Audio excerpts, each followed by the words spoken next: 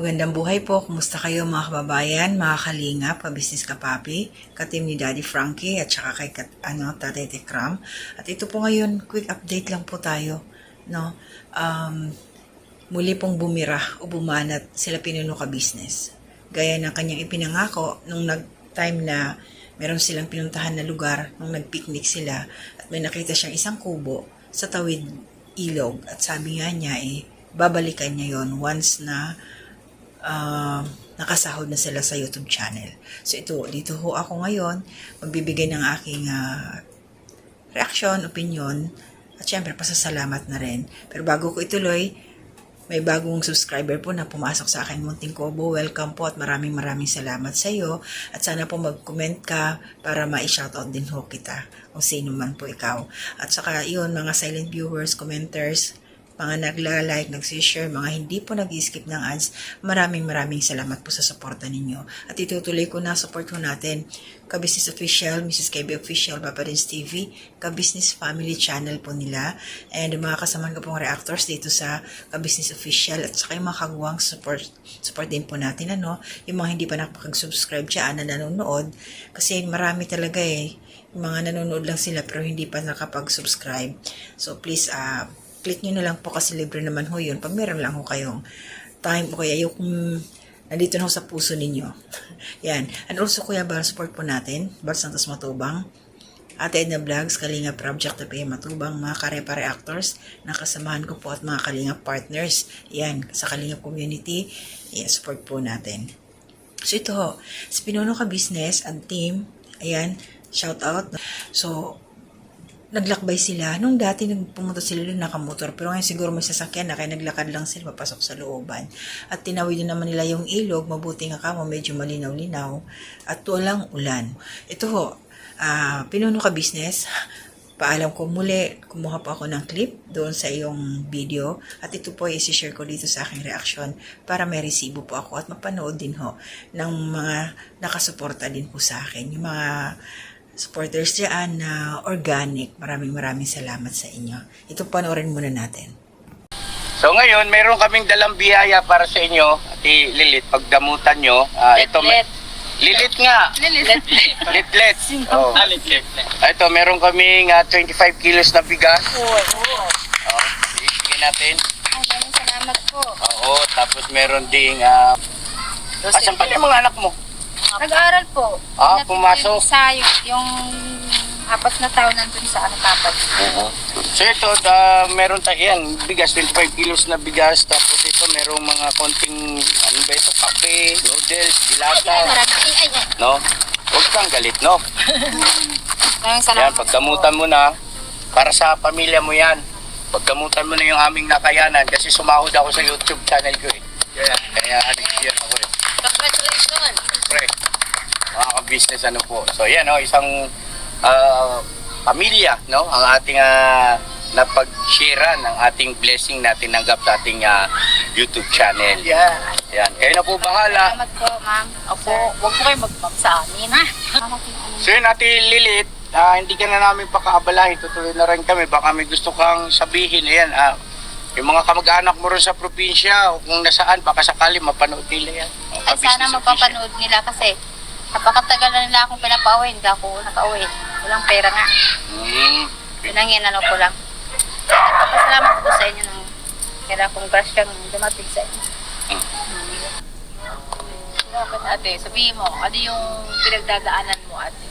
Ano ba problema natin? Bakit parang naging emotional ka bigla? Huwag kang mahiya. I-share mo. Alay mo, mapanood ng mga kamag-anakan mo to. At least alam nila sitwasyon mo. Diba?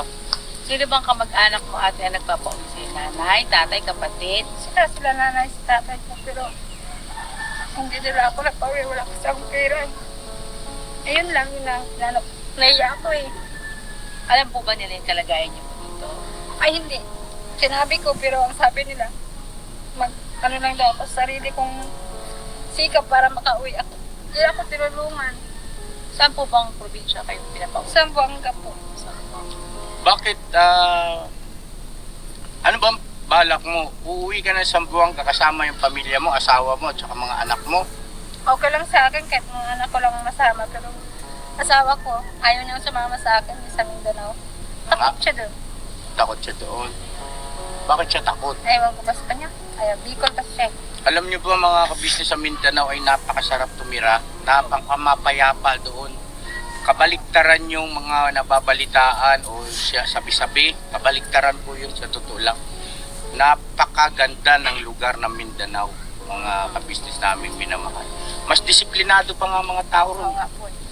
kumpara dito sa... Takot sila doon kaysa dito. Gusto doon na dito sa Manila kaysa sa Mindanao. Mga ngate tao daw yung mga tao sa hindi na dito. Hindi totoo yun.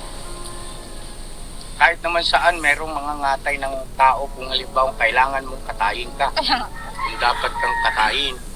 Ilan taon na po ba yung asawa niyo po? So yun, si Ate Litlit ang may-ari ng bahay kubo na yon na dinatnan doon nila, napuntahan nila Pinuno Ka Business. Kasi yung pagtulong, ano yun kung ano yung nararamdaman mo, sabi nga ni Pinuno, babalikan niya yon. So binalikan talaga. May dala silang bigas at saka grocery. At yung nanay lang ang nandoon kasi yung mga anak niya, dalawa lang daw yung isa nag-aaral tapos yung isa may bilanggit siya kung nasaan at yung asawa naman niya nagtatrabaho. May ginagawa daw. So, at least ito si Ate Litlit, dumating yung blessing galing kila Pinuno Ka Business, yung bigas at yun na nga, i-share niya yung galing na po sa sahod ng YouTube.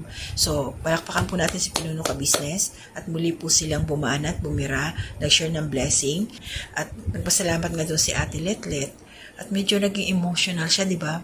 May naalala siya part na magpapaalam na sana sila Pinuno kung meron siyang gustong pasalamatan. Ayun nga, nabanggit niya na medyo naging emotional kasi yung gusto daw siyang pauwiin ng kanyang mga magulang doon sa probinsya nila. Pero, syempre, financial problem, wala daw pamasahe. Pero, panoorin niyo po yung video, tapusin niyo po yung kay Pinuno Ka Business, pakibisita niyo po. God willing, baka pamasahian ni Pinuno Ka Business, hindi natin masabi. Pero, tuloy-tuloy lang po yung suporta sa mga upload nila Pinuno para baka mabigyan ng pamasahe kasi nag-usap-usap na sila doon yung plano kung mag-aeroplano, yung mga transportation, kung ano yung pwedeng options na pwedeng sakyan. So yun, ako po yung matutulog na, i-upload ko lang ito. Shout out po, Nanay Soledad Belmonte, good morning po. Ma'am Sara, yan, good morning din po. Ma'am Susan Dairo, salamat po always. Nariyan po kayo. Unconditional support po ang ibinibigay nyo sa akin. Malaking bagay po yun. And shoutout din po kay Ma'am Flir's channel. Nakita ko po kayo, ma'am. Nag-comment po kayo doon sa aking last upload patungkol kay Gab Becerra. And syempre, Ate Marilyn, ni Cursa Emiliano Ralph, Ate Ninette, kumusta na po? Aking pinsan, kumusta ka na, Day? At ito po, preho natin yung ating mga kababayan, mga dinaanan po ng bagyo. Nakakaawa yung iba na grabe yung tubig ba, tumataas, pinapasok yung mga bahay nila.